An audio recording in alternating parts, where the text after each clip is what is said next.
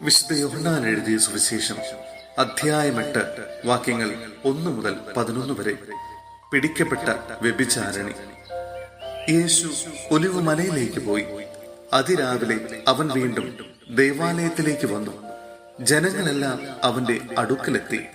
അവൻ ഇരുന്ന് അവരെ പഠിപ്പിച്ചു. വ്യഭിചാരത്തിൽ പിടിക്കപ്പെട്ട ഒരു സ്ത്രീയെ നിയമജ്ഞരും ഫരിസേയരും കൂടെ അവന്റെ അടുക്കൽ കൊണ്ടുവന്ന് നടുവിൽ നിർത്തി. അവർ അവനോട് പറഞ്ഞു, ഗുരു, ഈ സ്ത്രീ വ്യഭിചാരത്തിൽ പിടിക്കപ്പെട്ടവളാണ്. ഇങ്ങനെയുള്ളവരെ കല്ലെറിയണമെന്നാണ് മോശ നിയമത്തിൽ കൽപ്പിച്ചിരിക്കുന്നത്. നീ എന്തു പറയുന്നു? ഇത് അവനിൽ കുറ്റമാരോപിക്കാൻ വേണ്ടി അവനെ പരീക്ഷിച്ചുകൊണ്ട് ചോദിച്ചതാണ്. യേശുവാകട്ടെ കുനിഞ്ഞ് വിരൽ കൊണ്ട് നിലത്ത് എഴുതിക്കൊണ്ടിരുന്നു. അവർ ആവർത്തിച്ച് ചോദിച്ചുകൊണ്ടിരുന്നതിനാൽ അവൻ നിവർന്ന് അവരോട് പറഞ്ഞു, നിങ്ങളിൽ പാപമില്ലാത്തവൻ ആദ്യം അവളെ കല്ലെറിയട്ടെ. അവൻ വീണ്ടും കുനിഞ്ഞ് നിലത്ത് എഴുതിക്കൊണ്ടിരുന്നു. എന്നാൽ ഇത് കേട്ടപ്പോൾ മുതിർന്നവർ തുടങ്ങി ഓരോരുത്തരായി സ്ഥലം വിട്ടു. ഒടുവിൽ യേശുവും നടുവിൽ നിന്നിരുന്ന ആ സ്ത്രീയും മാത്രം ശേഷിച്ചു. യേശു നിവർന്ന് അവളോട് ചോദിച്ചു, സ്ത്രീയെ, അവർ എവിടെ? ആരും നിന്നെ വിധിച്ചില്ലേ? അവൾ പറഞ്ഞു, ഇല്ല കർത്താവേ. യേശു പറഞ്ഞു, ഞാനും നിന്നെ വിധിക്കുന്നില്ല.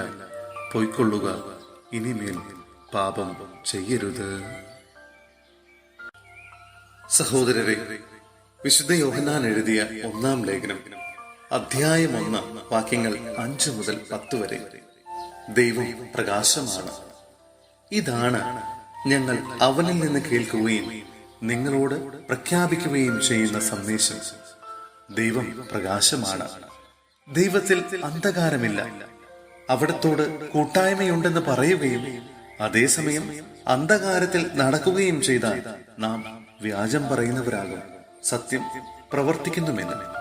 അവിടുന്ന് പ്രകാശത്തിലായിരിക്കുന്നത് പോലെ നമ്മളും പ്രകാശത്തിൽ സഞ്ചരിക്കുന്നെങ്കിൽ നമുക്ക് പരസ്പരം കൂട്ടായ്മയുണ്ടാകും.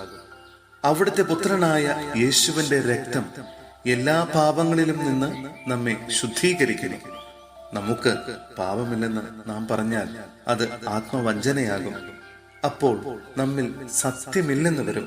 എന്നാൽ നാം പാപങ്ങൾ ഏറ്റുപറയുന്നെങ്കിൽ അവൻ വിശ്വസ്തനും നീതിമാനുമാകയാൽ പാപങ്ങൾ ക്ഷമിക്കുകയും എല്ലാ അനീതികളിലും നിന്ന് നമ്മെ ശുദ്ധീകരിക്കുകയും ചെയ്യും. നാം പാപം ചെയ്തിട്ടില്ല എന്ന് പറഞ്ഞാൽ നാം അവനെ വ്യാജം പറയുന്നവനാക്കുന്നു. അവന്റെ വചനം നമ്മിൽ ഉണ്ടായിരിക്കുകയുമില്ല.